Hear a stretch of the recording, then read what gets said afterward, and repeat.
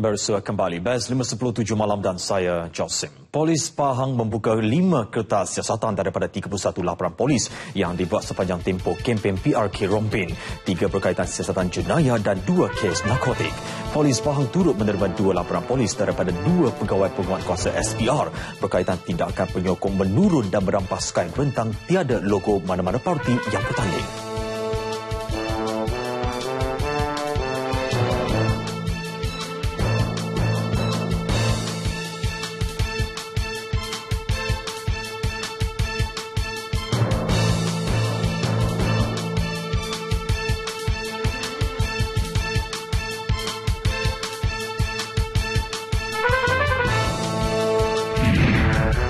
Kementerian Pertanian dan Industri Asas Tani akan mengadakan perbincangan terperinci dengan Fama dan Persatuan Nelayan Kebangsaan Nikmat dalam penetapan skim harga lantai untuk produk pertanian dan perikanan. Menterinya Datuk Seri Ismail Sabri Yaakob berkata penetapan harga lantai perlu bagi mengelak Fama dan Nikmat daripada mengalami kerugian apabila skim itu dilaksanakan kelak.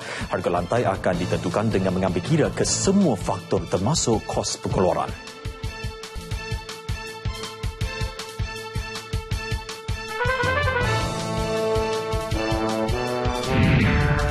Suhakam sentiasa terbuka menerima sebarang aduan tanpa berpaksi kepada mana-mana parti politik selaras fungsinya untuk memantau, menyiasat dan memberi nasihat kepada orang awam.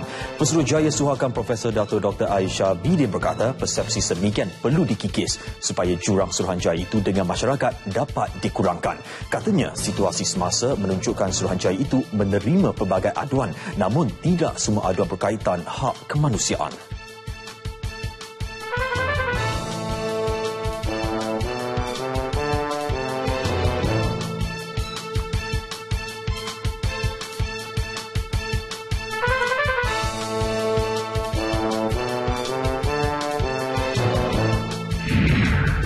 Saudara, sebuah lagi hotel mewah bertaraf 6 bintang akan beroperasi pada November ini. Hotel ini dilengkapi 83 bilik suites dan 3 villa atas air, bahkan menunjukkan Langkawi sebagai destinasi pelancongan terkemuka sebaris Monaco dan juga Bali. Hotel St. Regis Langkawi antara barisan 30 lagi hotel mewah sama di seluruh dunia. Majlis pelancaran awal hotel ini telah pun disempurnakan Perdana Menteri Datuk Seri Najib Tun Razak.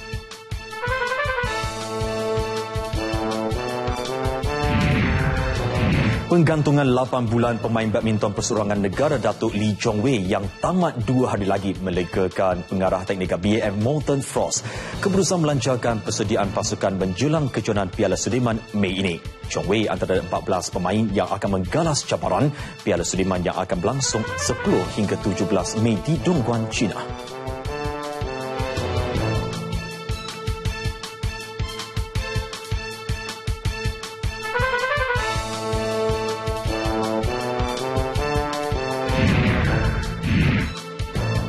Gempa bumi di Nepal, usaha menyelamat masuk hari ketiga sejak semalam pasukan penyelamat pelbagai negara menemukan banyak mayat termasuk mangsa yang masih hidup di kawasan runtuhan.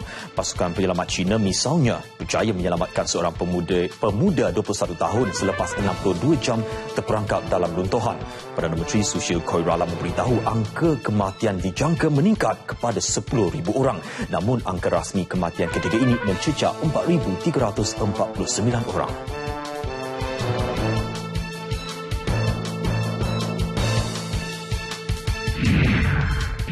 Amerika Syarikat dan Jepun bersetuju dengan garis panduan baharu bagi kerjasama ketenteraan antara New York dan Tokyo yang membolehkan lebih banyak kerjasama ketenteraan dilakukan.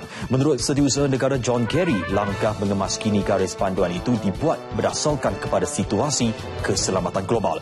Melalui garis panduan itu, Jepun boleh membantu mempertahankan kapal Amerika Syarikat di perairannya dan sistem pertahanan peluru berpandu Jepun pula boleh digunakan untuk memintas apa-apa senjata yang berkaitan.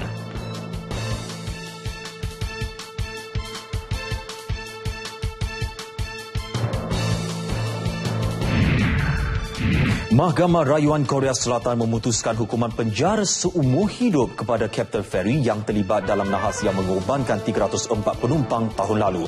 Pada November, Mahkamah Persekutuan memutuskan Kapten kapal Lee Jun Seok perlu menjalani hukuman penjara selama 36 tahun dengan alasan kecuaian. Namun, pendakwa meminta hukuman mati dikenakan atas alasan pembunuhan.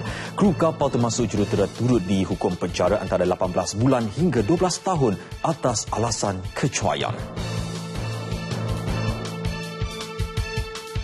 Baiklah saudara, lebih banyak lagi perkembangan berita tempatan dalam Nasional 8 kurang sejam dari sekarang. Dengan itu, sekian Best 510. Saya Josim. Salam satu Malaysia.